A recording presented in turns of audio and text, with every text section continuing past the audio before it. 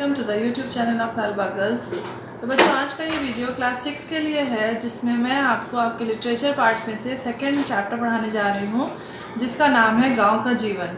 तो ये चैप्टर जो है वो डॉक्टर राजेंद्र प्रसाद जी द्वारा लिखित है और इसमें उन्होंने गाँव के जीवन के बारे में कुछ बातें बताई हैं।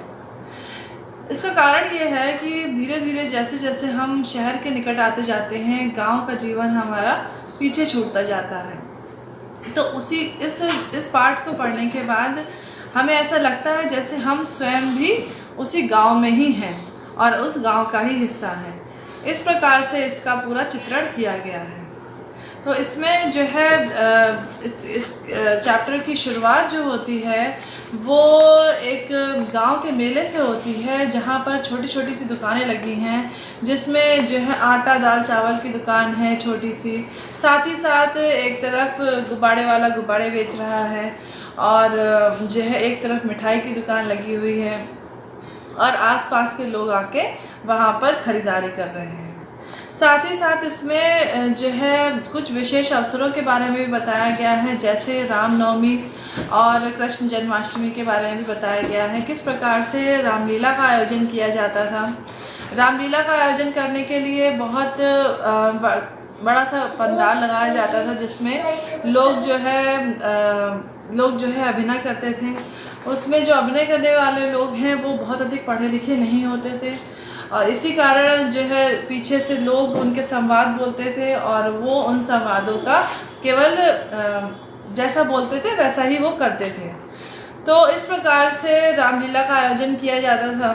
रामलीला में संवाद ज़्यादातर लोग सुन नहीं पाते थे, तो इसलिए जिस प्रकार से भागदौड़ हो रही होती है मंच पर, उस भागदौड़ को ही लोग मज़े से देखते थे और इस प्रकार से वो अपना मनोरंजन करते थे।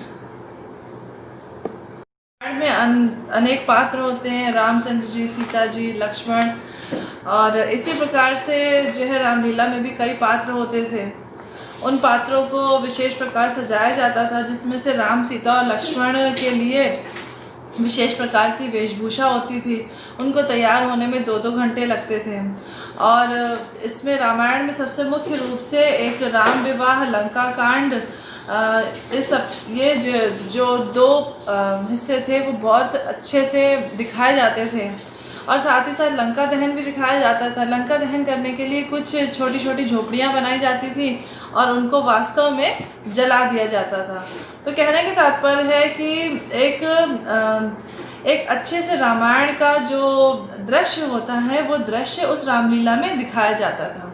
इस प्रकार से रामलीला का आयोजन किया जाता था और इसके अलावा और भी छोटे छोटे से जो त्यौहार थे वो भी उसमें दर्शाए जाते थे, जैसे तीज का त्यौहार हुआ और रामायण का पाठ हुआ, ये भी रामलीला में दिखाया जाता था। तो इस प्रकार से ये पाठ समाप्त होता है और इसमें जो है गांव का चित्रण किया गया है। तो बच्चों, आप लोग इस पाठ को अपनी किताबों में पढ़िए और समझिए, और अगर आपको इसका सारांश समझ में आया हो तो आप कमेंट बॉक्स में कमेंट भी कर सकते हैं।